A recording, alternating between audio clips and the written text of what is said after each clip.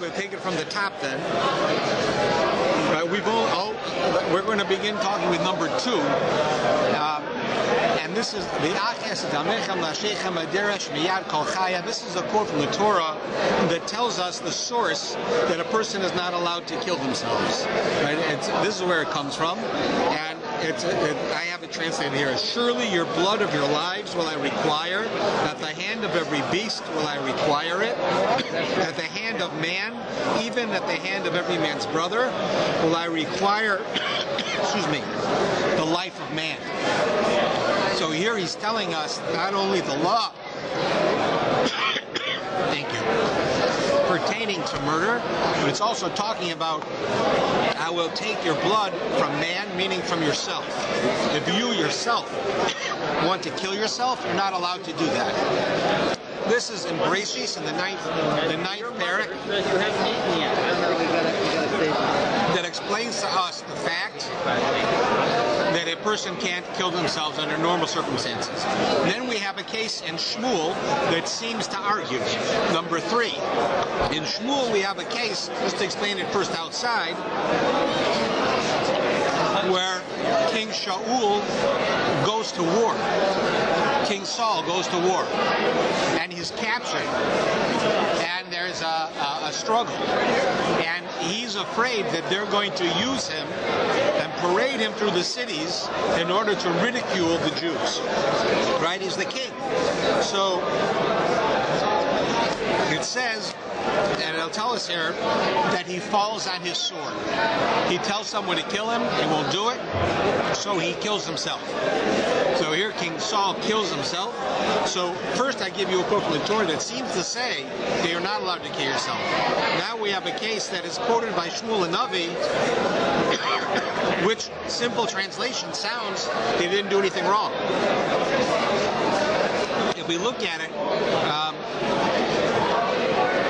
let's say I want to find the actual line.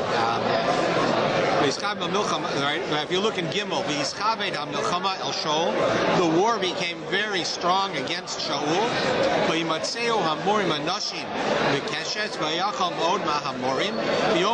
And Shaul says to his assistant,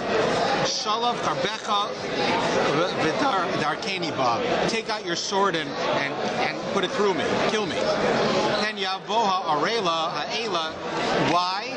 Because I'm afraid that the uncircumcised, the Plishtim, the Philistines, are going to take me,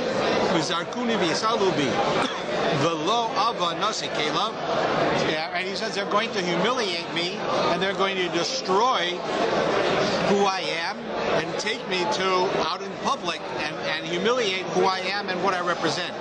But he wouldn't do it. His assistant wouldn't do it. So it says, Vayikach Shaul es hacherev, and Shaul took his sword, and he fell on it.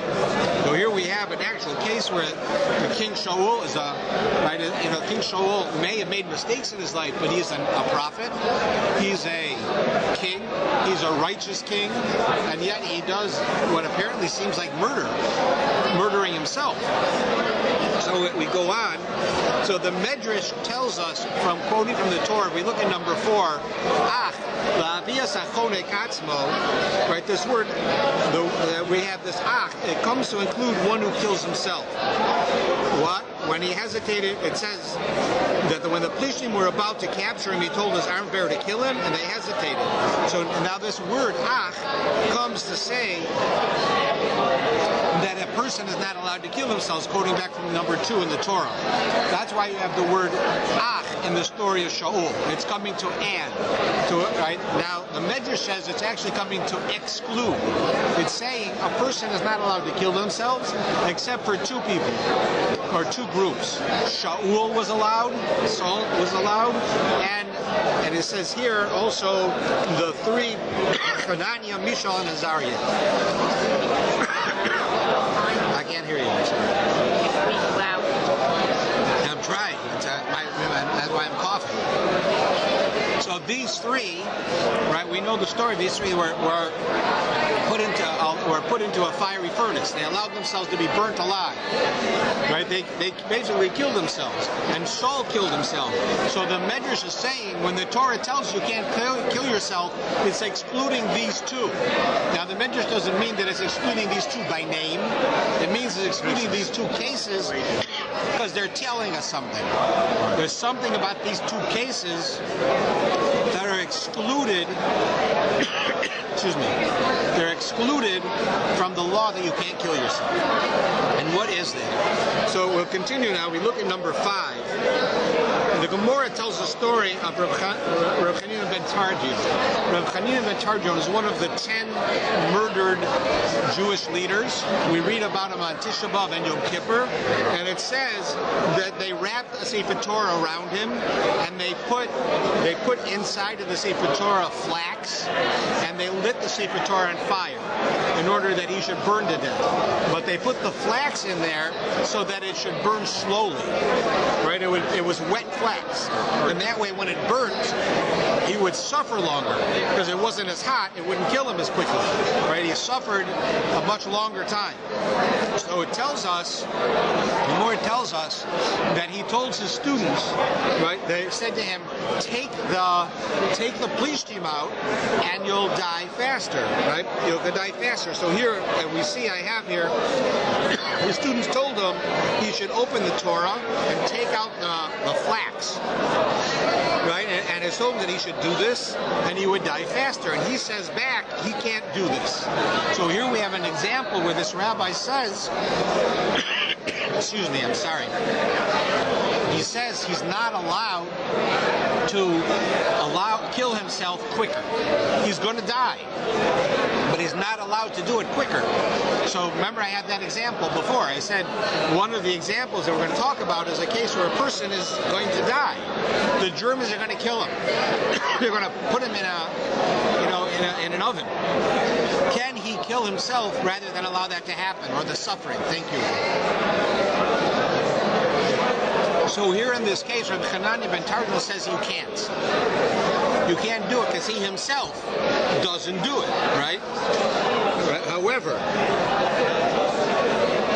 if we look at the Rishonim, the medieval commentators, as we continue now with number 6, with the Ritva, they're all going to comment on this, and they're going to say, I'm going to read it to you, rather than reading through all of the Hebrew. And the Ritva says, in the name of Rabbeinu Tam, in number 6, he says it's permissible to kill oneself if one is concerned that one is going to be forced to convert through torture. Right? If someone says, I'm going to, like in the Inquisition, or even in some cases during the Crusades, they said, you become a Catholic or we'll kill you. Right? And they would torture them with all of these implements that they had in order to get them to convert. So since you know the end result is you're either going to convert or you're going to die, either one of them is supremely bad. So are you allowed to kill yourself so you don't suffer when you don't convert? Right? Are you allowed to do that? That's the question. So the Ritva addresses this question, right? And he says the following in the name of Rabbeinu Tam.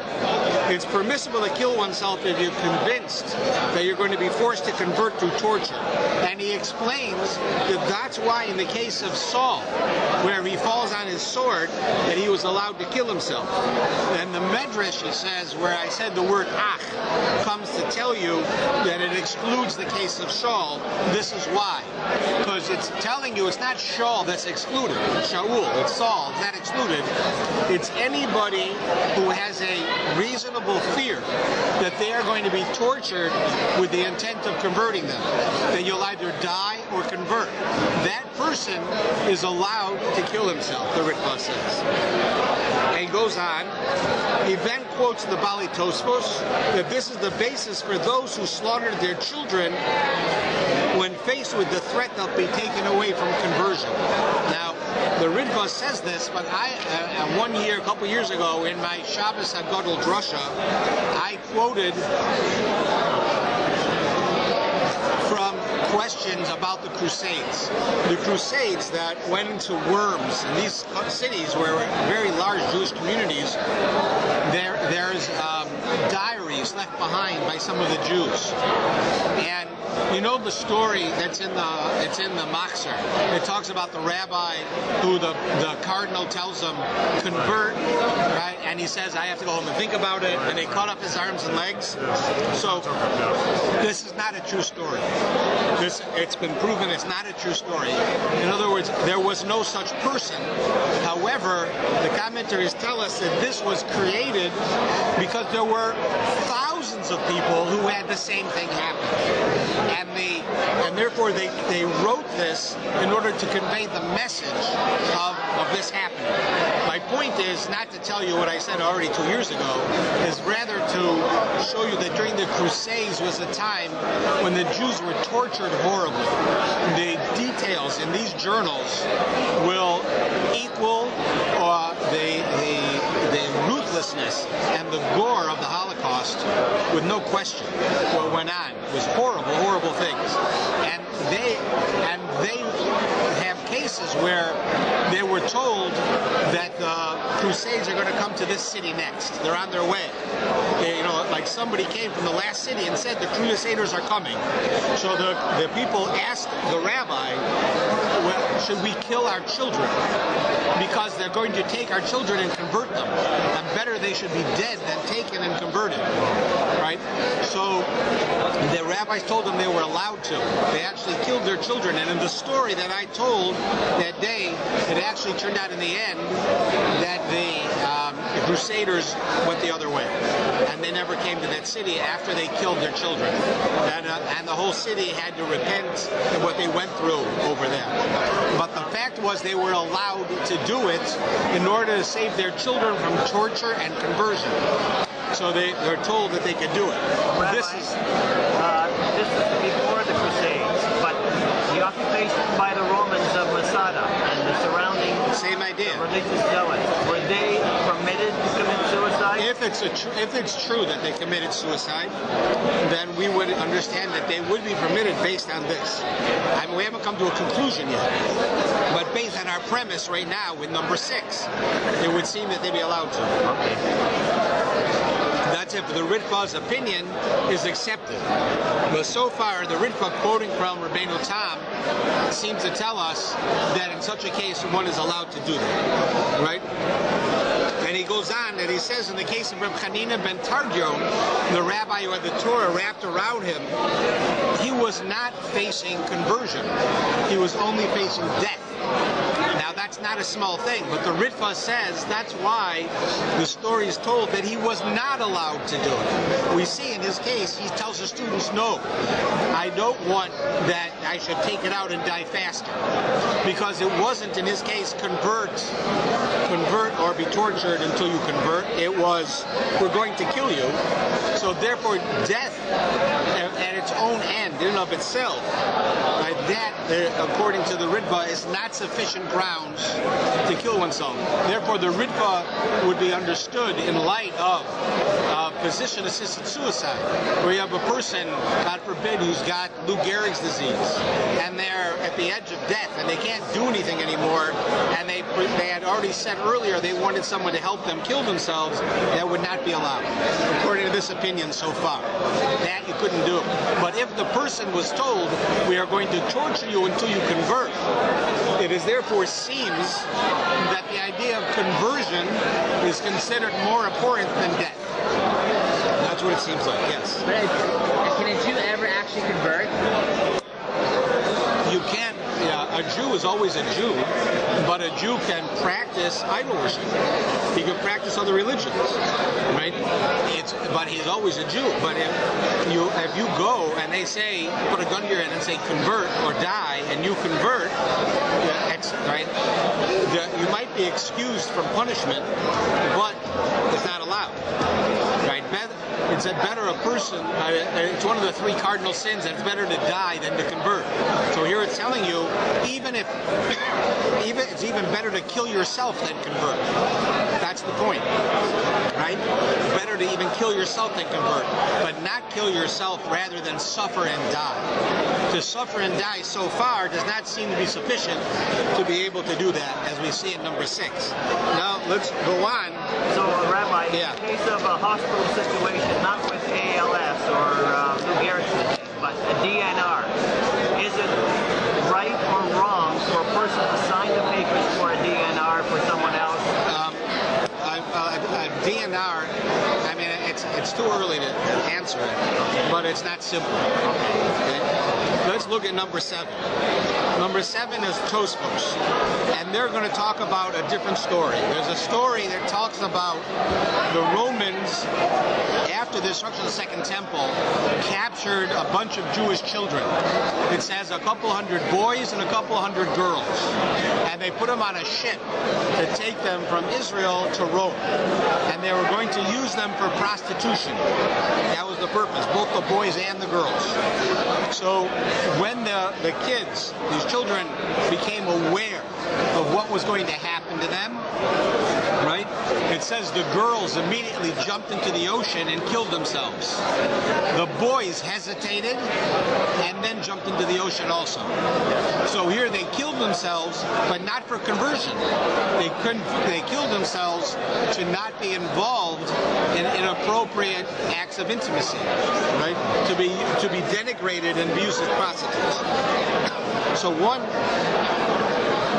might think that the idea of having, better to be forced into prostitution than to be dead, the fact is, it seems here that that's not the case. But let's see how the rabbis explain it. So in Tosfos number 7 it says, Kosu kulam v'naflu toch hayam. They all grabbed themselves and they jumped into the sea. So just to explain it in English again, rather than going through it, so it's unclear from this Tosfos if he's talking about that they were going to be forced to convert or not, right? And Tosfos makes reference to Hananiah, Mishael, and Azariah in here, and he presumes, why is that? Because who were these 3? These 3 are people who were they were told they were going to have to convert, right? So they rather die than convert. So the fact that Tosfos makes, if you look and you see the 3rd line from the bottom, he says, Negdo, the Hananiah, Mishael, the Azariah, he brings reference from them to show, just like they allowed themselves to be killed, so too these children allowed themselves to be killed. So according to this, Tosfos understands that these children killed themselves because they believed they were going to be forced to worship idols, to convert. That it wasn't sufficient that they were going to be used for inappropriate intimacy. Now, what's very interesting, if you look closely at the Gemara, you see in some of the commentaries that the girls immediately were not going to participate in this, and they immediately killed themselves. It says the boys hesitated. Now, interestingly enough, the boys, what was going to happen to them, right, is more serious a sin in the eyes of the Torah than it would be for the girls. Because the girls would be, God forbid it should happen, and it's a terrible sin, but they would be raped by men. Right? The boys would also be raped by men. Right? And in that case, it was considered more serious, and yet the boys hesitated. Right? They contemplated not doing it, some of the commentators say. And nevertheless, we see that according to Tosfos, he understands the only reason they were allowed to do this was to save themselves from conversion, not to save themselves from being slaves and being forced into prostitution. And now in number 8, we have here another interesting one. We have there's an authority known as Rabbi Aaron HaKohen of Lunil. He brings us 2 opinions in here in number 8. I know it's hard to read, so again I'll read the English. I have it written down here. The first opinion that he says is that it's permissible to commit suicide if one is worried about being tortured and not be able to withstand the torture. So that's his opinion, that we're not talking about conversion here. We're talking about that these kids were afraid, like in other cases, that they were going to be tortured, and torture is enough. In other words, tortured and killed. So in order to save yourself from being tortured and killed, you're allowed to kill yourself. That's his first opinion that he states using this case. That would tell you, if you extrapolate it, that if you're going to suffer and then die, you may be able to say that you'd be allowed to have assisted suicide based on this opinion.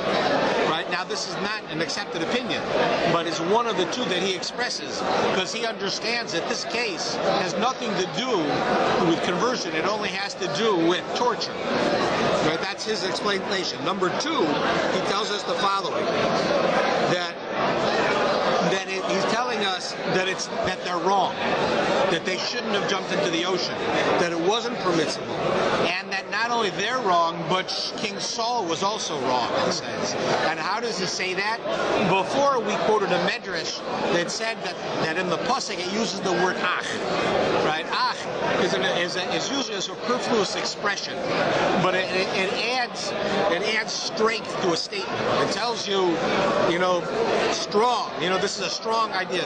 You must not do it, not you shouldn't do it, like strength. Ach is usually not part of translated as a word, but as an emotion. And so, ach, the Medrash says, comes to tell you that King Saul was right, and Hanani, Azariah, they were right. So along comes this Rav Aaron HaKohen, who says, from his understanding, that they were wrong, and that the word ach is coming to tell you that you might think they're right, but they were also wrong. That's his opinion. So the first opinion he cites is that you are allowed to kill yourself to save yourself from suffering. And the second opinion, he says, is you're not allowed to kill yourself to save yourself from conversion and humiliation. Where up all along until this point, we've said just the opposite. Right? We have the opposite opinion. So he's reversing it. Right? That's what he says here in number 8. We continue right here with Das Sekanim and Balei Tosfos, where it talks here. It says Ach es damechem in number 9. Right, and here it also has both opinions of Rav Aaron HaKohen, but it's a little bit easier to read. Right, he expresses both of them. In other words, this Rav Aaron HaKohen, who clearly goes against everybody else, opposite opinion of everyone else that we've seen so far, not that many, but the Ritva has the normative opinion. The Balei Tosfos quote him again saying the same thing.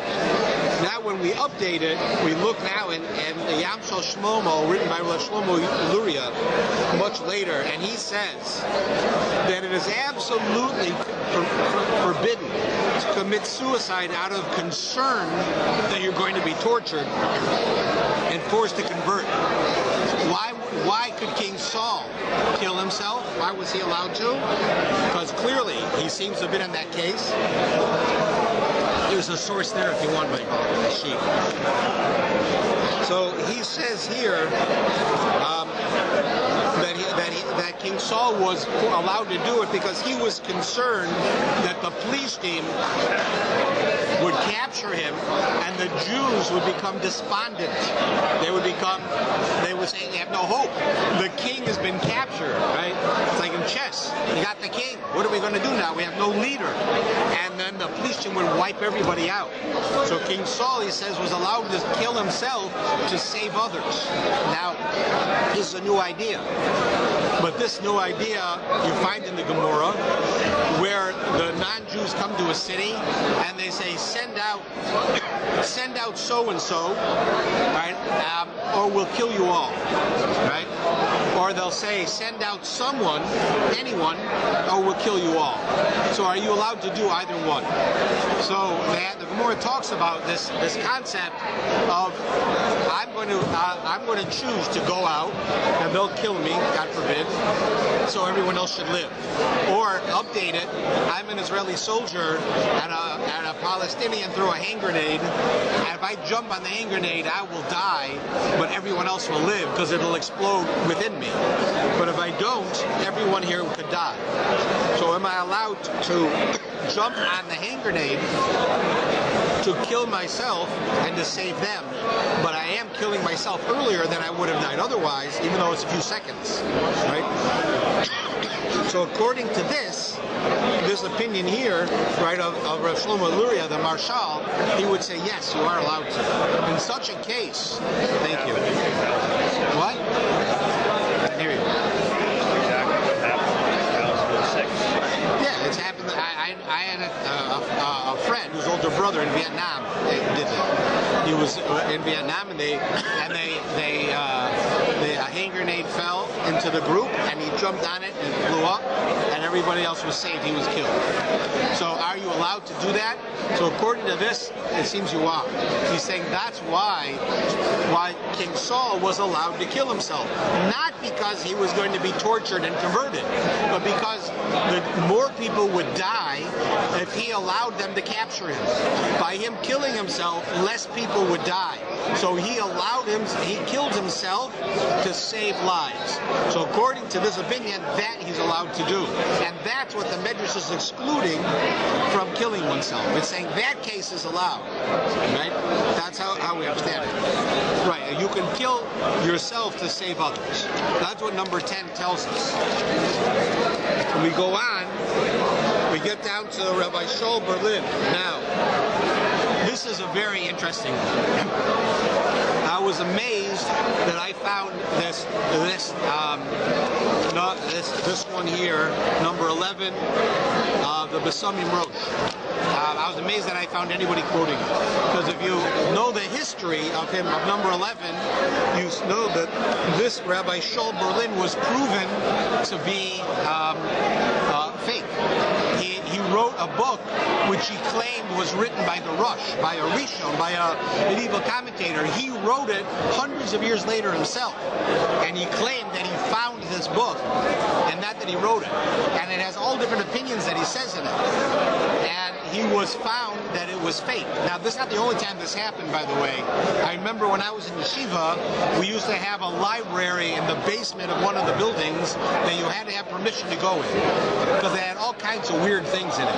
One of them is it had the Talmud Yerushalmi, the Jerusalem Talmud. Nothing weird about that, except there's no Jerusalem Talmud that was ever written about karbonos, about sacrifices. The whole section of karbonos they never dealt with. And here I had a copy of the Jerusalem Talmud on karbonos. It never was written. And there was a fellow in the 1800s who wrote the book and claimed he discovered it and that it was an authentic Talmud. And it wasn't. But he was such a scholar that it passed as the Talmud for almost 100 years. And this person also, his book, even though he lied and said that the book he wrote was written by an authoritative commentary, he was so smart that they still accepted his opinion, even though he attributed it to someone else. But if you attribute it to him, even though he was not an honest person, they still said that he had something to say. He had to have a good opinion. So that's what it talks about here, and it tells us the following. He says that suicide is only prohibited if one does it as an act of rebellion against God or for some philosophic purpose on your own. If one commits suicide because he can't cope with life's challenge, it's permissible. So here, this opinion says that if you know you're going to die, you can have assisted suicide. If you know you're going to be tortured, you can do it. Any reason that you feel that your life will be unbearable, you're allowed to kill yourself. That's his opinion, and he attributed it to the Rush, which thank God they didn't accept. After about 50 years, they figured it out. But that's what he says. Now, what's interesting here is the following. If you look at the next one, is Rabbi Moshe Sofer, number 12, evaluates his statement, and he says this statement that you're allowed to kill yourself for any purpose He says, that's how you know the book's fake, because it's ridiculous. Right? The Rabbi Sofer says you can't accept it. This is how, if you read his book and you see this opinion, you know it's fake, because his opinion is totally absurd. You can't have a quote in the Torah that says you can't commit suicide, right? And then we make a drush that there are certain times you can, and the time you can is whenever you think you have to, right? Well, of course, nobody. If you don't think you have to commit suicide, you're not going to commit suicide. Only people who think they need to commit suicide will do so. So if I say, my life is horrible, I can't go on, my debts are too much, I'm worth more dead than alive, right? My family will be better off without me, I can kill myself according to that opinion. So Rabbi Sofer says that's how you know the book's a fake, because that opinion is just crazy. That's his. Not everybody agrees with him. That's what he says in number 12. Rabbi Shlomo Kluger also disagrees with him in number 13, and he says that the reason that King Saul committed suicide was that there was a concern that he would be tortured and forced to convert. He explains that it's actually a Kiddush Hashem to commit suicide in such a case. That is as follows. Rabbi Kluger, he says, why is it that he argues with the opinion of this one fellow who says you can commit suicide for almost any reason? He says, so then how could King Saul, who, according to this opinion, did not have a good reason to kill himself, he was not going to be converted, he was going to be humiliated, but is that enough to say you can kill yourself? So he says, not only are you allowed to kill yourself, it's a mitzvah to kill yourself. It's a Kiddush Hashem.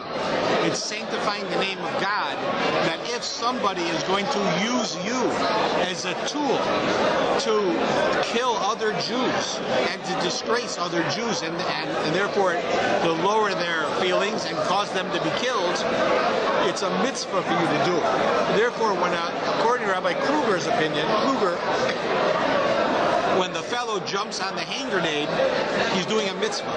He's not just allowing himself to be killed and not sinning. He is doing a positive act of sanctifying the name of God by killing himself to save others. That, he says, is a mitzvah. Right? That's why he says King Saul was allowed to do it. Otherwise, King Saul would not have been allowed to do it just because he would be tortured. That wouldn't be sufficient. So now let's get our point straight. We started out with an opinion that led us to believe that if you're being forced to convert, then you're allowed to kill yourself, because if they would torture you to the point of conversion, you will either be killed by the torture or you'll convert. Either one is forbidden, right? You'll be dead or you're forbidden. Therefore, you're allowed to kill yourself in that situation. That was the first opinion we learned. And then we said, no, you can't do it for that reason. You can do it only if you have a case where you're going to be killed and you know you're going to be killed, but you don't need to be converted. The conversion doesn't play a role. It's just that if you're going to die tomorrow, you can kill yourself today if you don't think you can handle it tomorrow. Then we get an opinion that says, no, you don't have to even think you're going to die. You just can't handle living. Life is so horrible that you can't handle living. So he says that's what you can do. So that opinion, we already found two sources that says that opinion is thrown out. The question is the only time that you can do it when you would be forced to convert, and the other time would be when you're saving lives and no other time, or are there other times? Because if you're being forced to convert, that would be the three people, right? Like Hananiah and Azariah, they were being forced to convert. So they were allowed to do it, and King Saul was saving lives, so he was allowed to do it. Is there any other case that you'd be allowed to do it? Right? That's how our commentaries now are understanding all the sources, right, that we have. Interesting, Rabbi, because we're dealing with this right now. My brother-in-law is on death in Winnipeg, and his family would like to see him go for more, because it's hurting them so much that I think if they were given the choice that they could end his life tomorrow, they would all be very happy. Sure, and many of the doctors are encouraging. First time I've ever dealt with this in my life. Sure, many doctors doctors are encouraging it too, right? Especially because it's Sunnydale. It's notorious for that. But it's a sad situation, and it's all based on. It's not that they're selfish. They see him suffering. They don't want him to suffer. He's going to die, so why should he suffer and die? Let him just die. Like, I love this man. Why should it happen? Right? It's not unreasonable. It's our mind, but that's because the logic is missing a point. The point that they're missing is that in Judaism, life that is a life of suffering is better than no life. Right? If all it is, and I don't mean to make it light, but if all it is suffering and then death, it is better to be alive for a moment, suffering and then dying, than dying without suffering. That's what we would seem to. That's how we understand it. Life is itself good, right? And they're not seeing that. That's all. It's a different way. They're looking at it differently. They don't see our ethic, but based on what they're feeling, you see that people are saying that, right? We just don't accept it. Let's go on and we'll get a little closer. Now, in the case of Rabbi Ashri's question, 2 days before the major massacre in the Kovna ghetto, right, somebody asked this Rabbi Ashri that I told you about, is it permissible to kill myself so that I can avoid the torture of watching my family being killed in front of my eyes and then the physical torture against me? Can I kill myself rather than experiencing that, right? So that was the question. So Rabbi Ashri, in his book on the Holocaust, right, and he was an accepted authority. You can get this book today in Hebrew or in English. And he accepted the opinion of Rabbi Berlin, the one who was disgraced, the one I said before, who was disgraced. And he permitted the individual to commit suicide. However, he said, as a matter of public policy, that is, if I'm asked the question in general, right, he says that a person can only do this if it's a case where not doing it will cause a chilul Hashem, a disgrace of the name of God. That is to say, under normal circumstances, a guy comes and says, I don't want to see my family tortured in front of my eyes. I can't handle it. I want to die first. Right? Can he do it? So if that's the whole story, Rabbi Ashri would say no. But because he knew that on top of it, he himself was going to be killed right after they were killed, and they purposely were making him wait so that he should suffer watching his family be killed, in that case he was allowed to do it. And he felt that it was a chilul Hashem, it was a disgrace in the name of God to force him to stay aware of that. But in normal circumstances, he says one can't do that. He would not accept the opinion of this disgraced person. But then he goes on.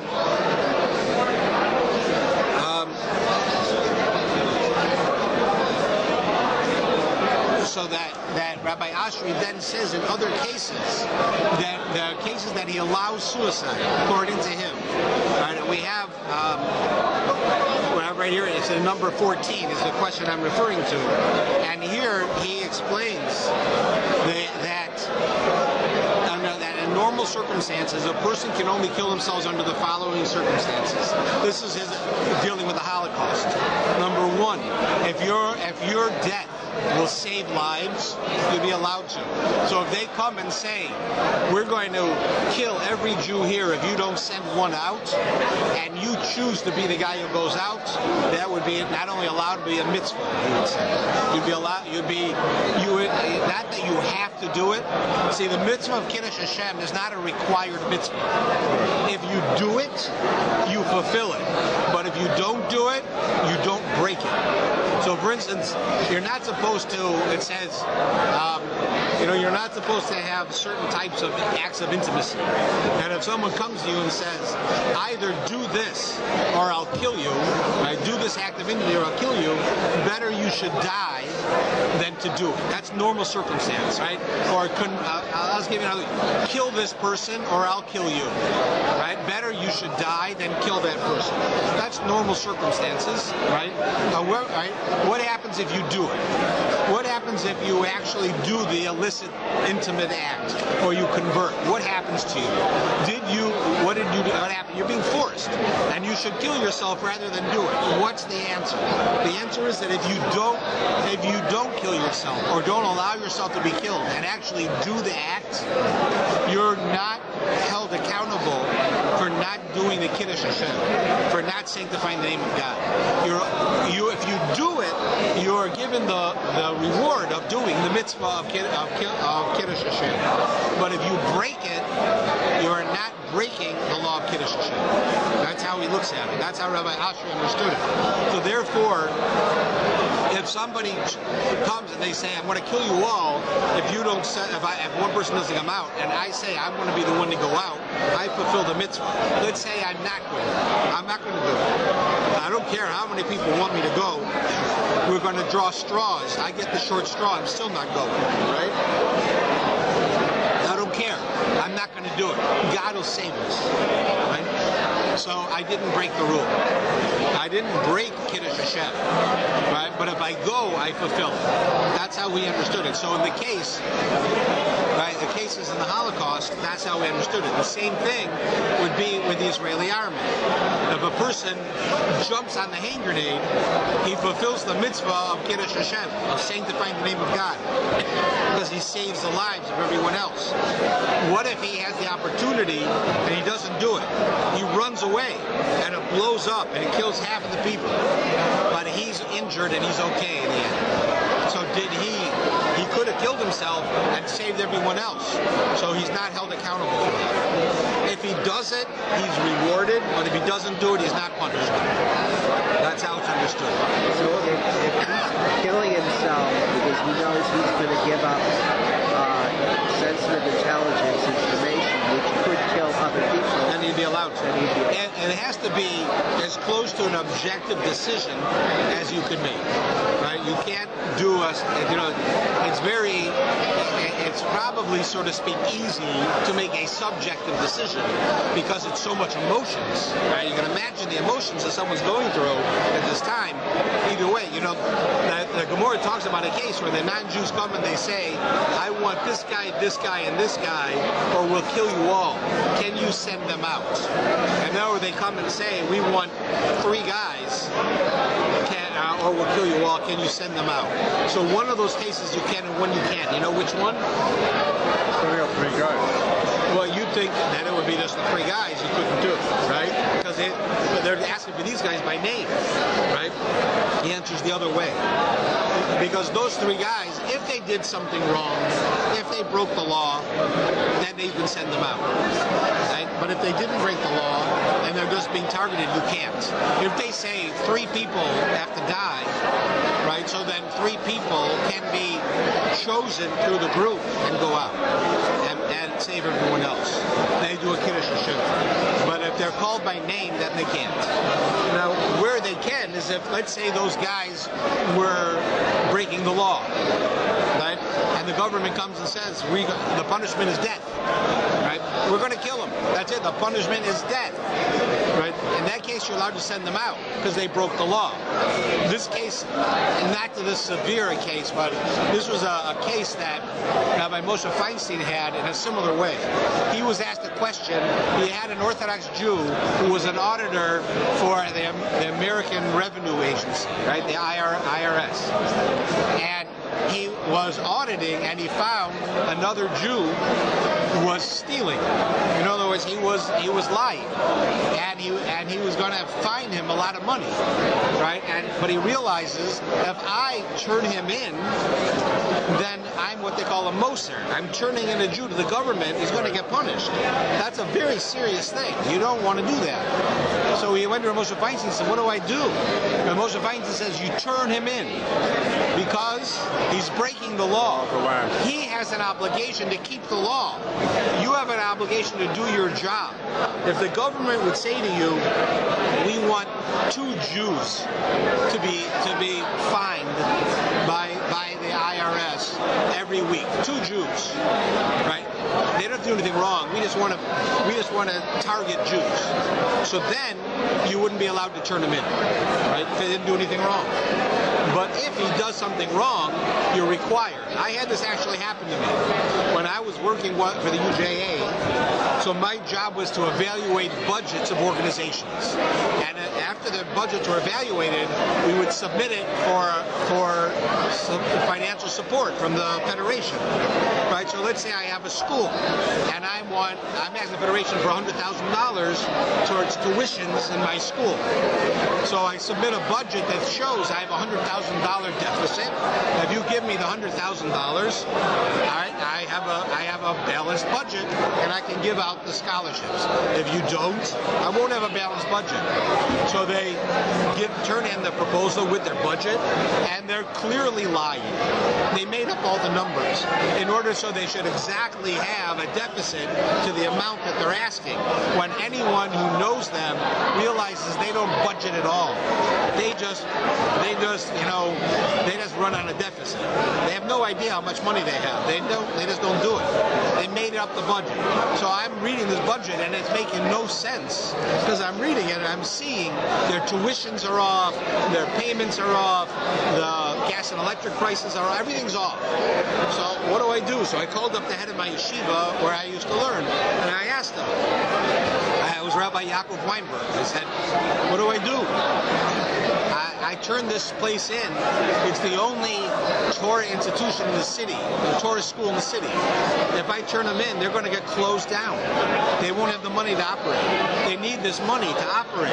They don't get it, then they're closed. And if I turn them in, they will not get it. As a penalty, they won't fund them because they tried to lie. When they've been lying every year and nobody caught it. And I caught it. So what do? I asked them. There's going to be no true Orthodox school in this city, no Torah school in this city now if I turn them in. So he said to me, if you knew Reb Weinberg, this made sense. He'd say, are you a thief? He asked me. I don't think I'm a thief. He said, well, they're paying you to do this job, right? And I said, yeah. And he says, is this job anything forbidden about that job? No. And he said, then you have to turn him in. He's breaking the law. He's stealing money from charity by lying. You have to turn him in. So I said, but there's going to be no school. My own kids aren't going to have a school, right? Like I'm cutting off my nose to spite my face.